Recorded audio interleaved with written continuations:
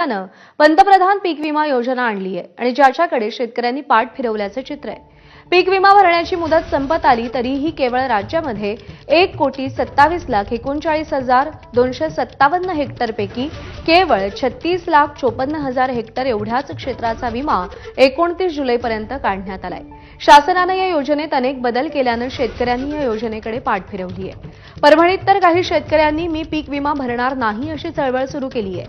नेमकं शेतकऱ्यांचं काय म्हणणं आहे जाणून घेतलंय आमचे प्रतिनिधी पंकज क्षीरसागर यांनी।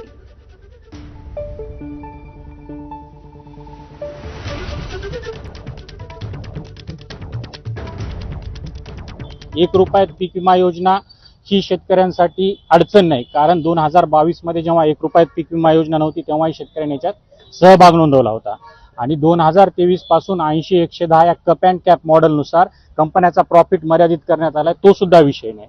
मग विषय काय आहे, पीक पेरणीपासून काढणीपर्यंत जे संरक्षण होतं यातल्या ज्या 4